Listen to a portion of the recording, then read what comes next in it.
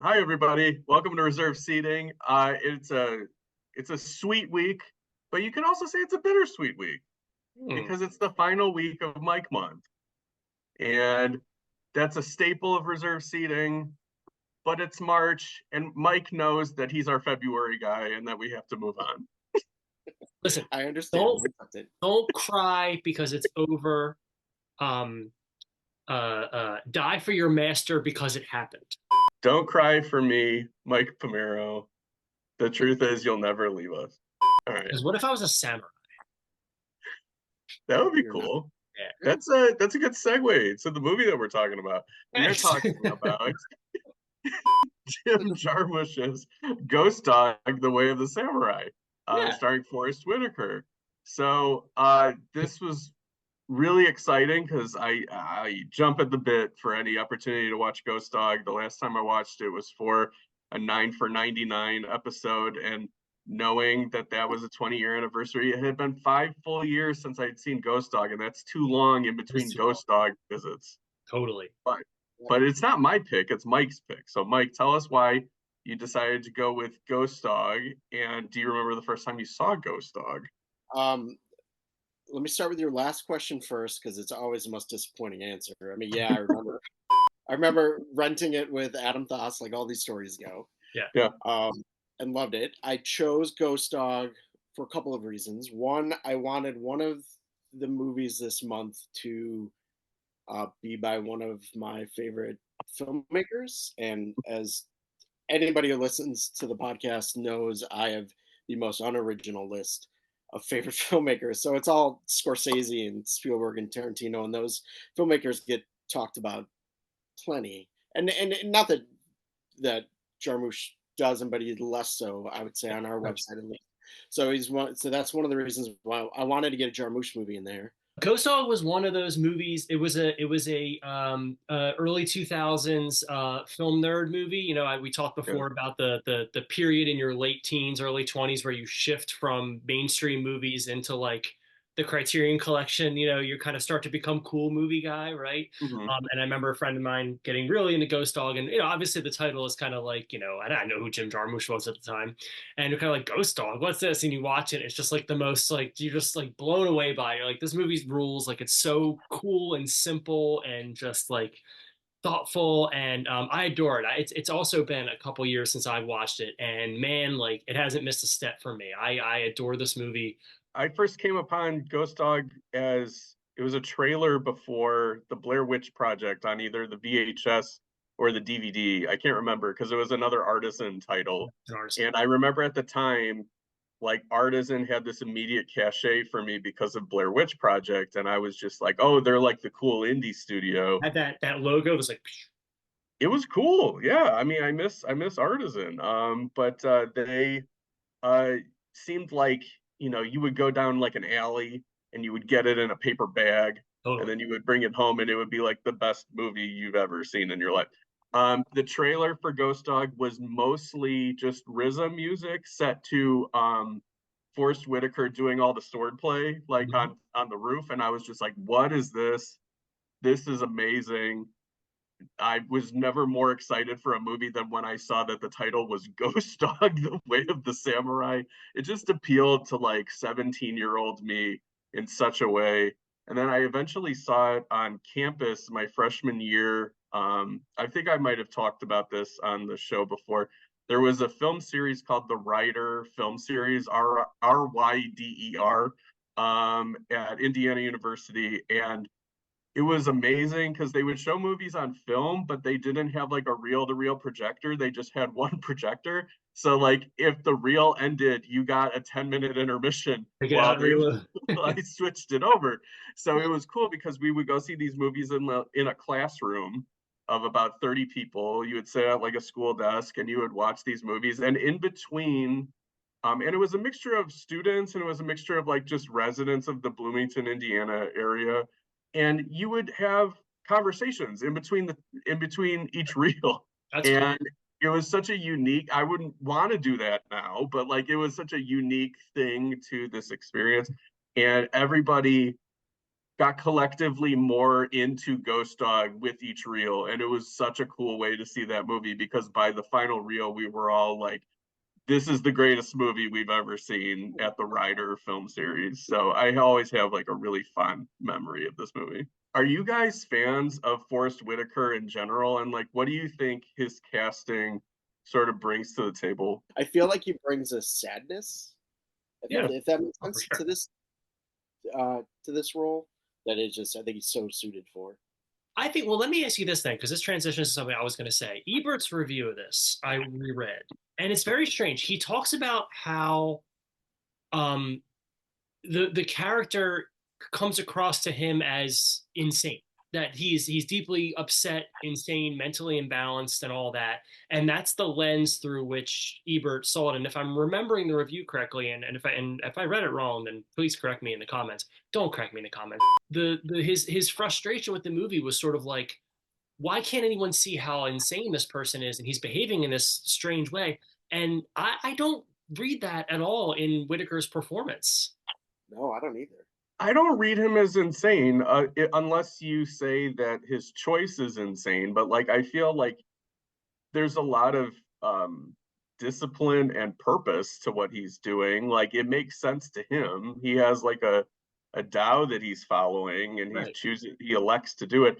I would be interested to kind of learn more about who he was before he was Yeah. saved by his handler. Uh, they flash back to that several times in the movie. Right. So I'm curious if he was um into the way of the samurai, or like reading about it, or like what his background was. But I don't think it's like completely necessary to the movie because it works so well without it. But I do think like all of those interstitials with the chapters Best. are the best because you get to know this guy in a way that you wouldn't get to know him through interpersonal interactions. This is so much of this guy's MO, which is like my movements are guided by principle.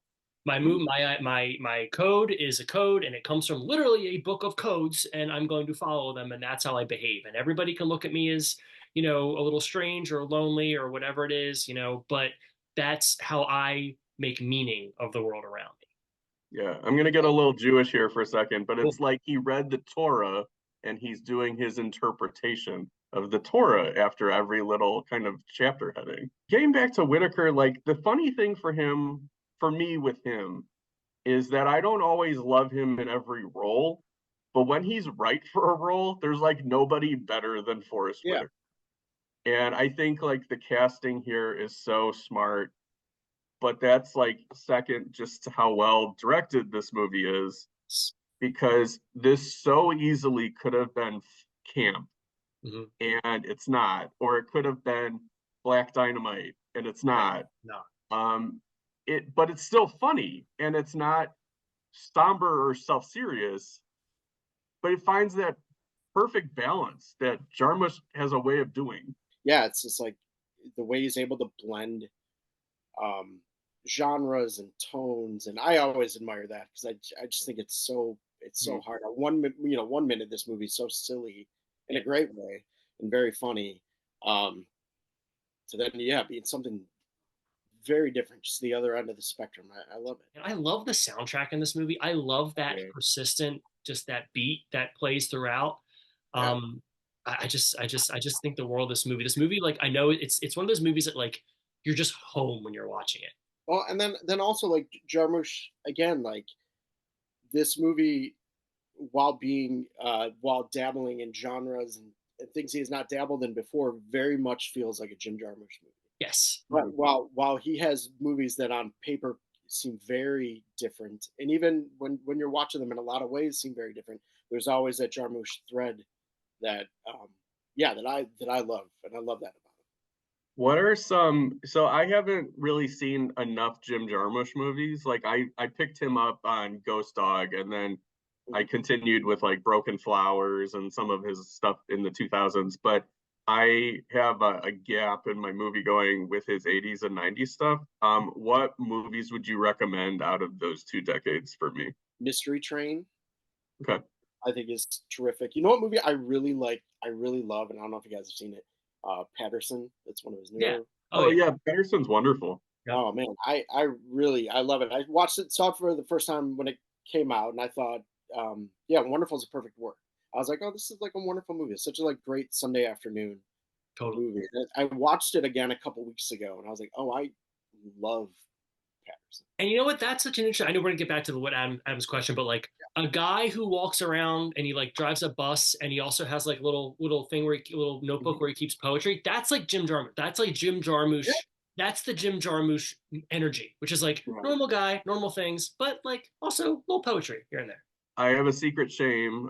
Me and my buddy Nathan, we saw Patterson together, and we've since had most years we'll carve out a day in January or February to have what we call Patterson Day, where we have no plan and we just do a bunch of random stuff, and we just are like, we're gonna go get a hot dog, and it's gonna be like the most poetic Yeah. getting a hot dog ever and Yeah. I stuff. And love it's it. like it's really kind of fun because you just sort of like one time we went to like a Northwestern basketball game against I don't even remember who was like Iowa, and we had no like stake in any team, I but we were know. just like, this is a Patterson game. Yeah. Like we have to. Let me put something out to you guys. I'm not saying this is the way to interpret this movie, but just for me, one of the reasons why I find this movie so comforting is um I'm a creature of habit. I'm a very routine oriented person. I'm a teacher, so I live and die by the bell. But also, like, I get up at the same time. I do the same thing every day. I eat a lot of the same meals. Like, I find so much comfort in routine. Um, and there is a part of me that I think, as I've gotten older, has started to find solace in that in a way that it cuts out a lot of the emotional highs and lows that I used to feel Mhm. because I find balance in that. You know what I mean? Like I felt like the way Yeah. like, there are things about the world that used to make me crazy that don't anymore because over let's say the last 15 years or so I've developed these routines and they make order of that chaos and they help me operate in a way that not to say I do things right all the time, but like they help me operate in a way where I can say like I can back this up with my ethos. I can back this up with my like this is what I believe about the world. This is where let's say for example if I'm in a chaotic situation in the classroom it's like I'm going to behave in this way because I know that even though the world around me is not working this way, I know that this is the right way to behave or I know that this is the right thing to do.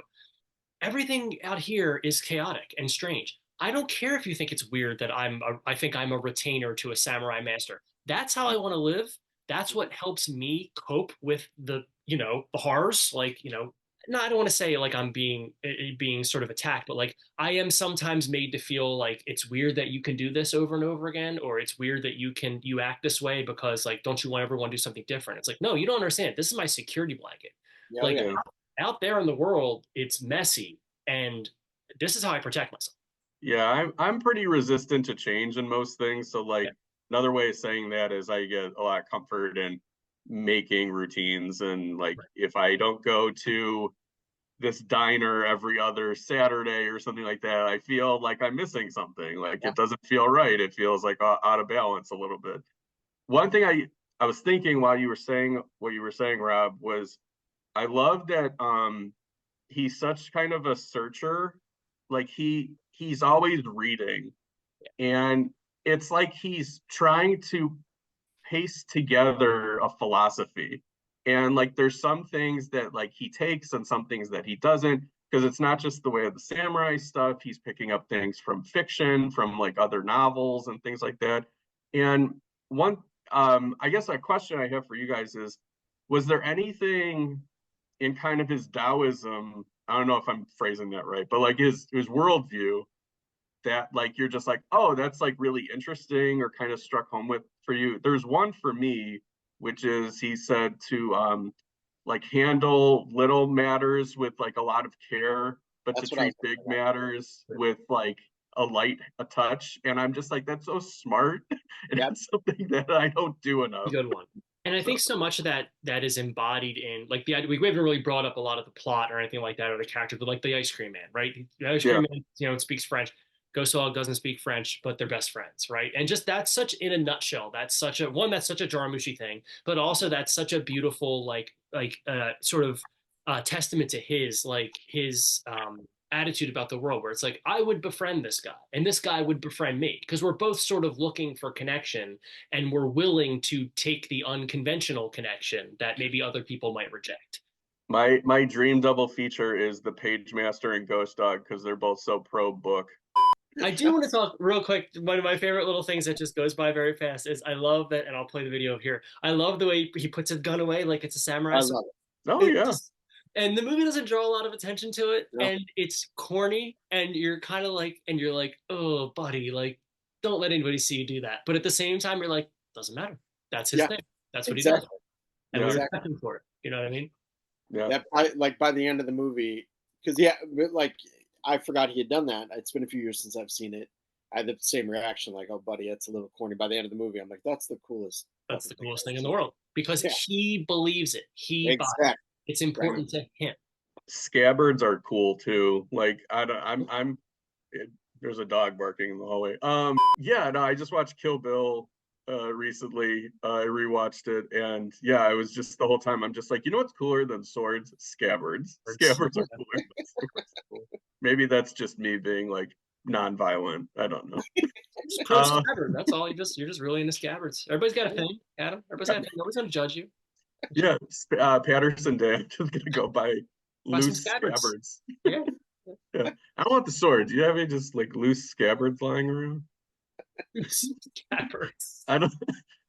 That Yeah. sounds like a It's dietary nut. You got some loose scabbards. they're like baseball cards. It's just like, yeah, you know, like the commons and stuff. That was so funny. Back in the day, they used to call baseball cards of players who were very good the commons.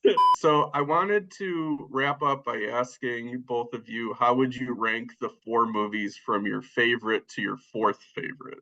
All right, so I would go Ghost Dog number 1, Swingers number 2, American Movie number 3, Desperado number 4, and that's a strong list because there's no dogs, ghost or not.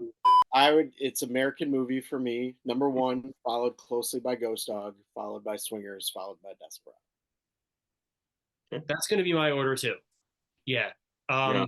American Movie edges out Ghost Dog, but not by a ton. They're close, but yeah, that would also be my order. Is it because of Joan? Is it because it's dude, ride or die?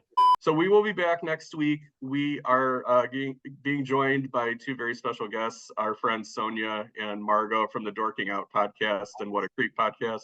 And we'll just be doing a mailbag episode because we haven't done one in a while. So if you have a question, movie related, that you would like to ask Rob or myself, please leave that in the comments of this video. Or scabbard, if questions about scabbards. Yeah, I would like to answer some questions about scabbards. Or propose your perfect Patterson Day. Write down your question and then clip it to the wing of a carrier pigeon. Mike, thank you so much for joining us. This was really, really fun. Thank you for Mike Month. We enjoyed the hell out of it. It was great. Mike Month's the best. So that's a wrap for Mike Month, to return in 2025. And Mike will return before then. Yes, Mike will return before that. Mike Month will return in 2025, but Mike will return before then for sure. He's like James Bond. Anyways, thanks everybody. We will see you next week. Until next time, the balcony is closed. What is our wrap up? I don't know.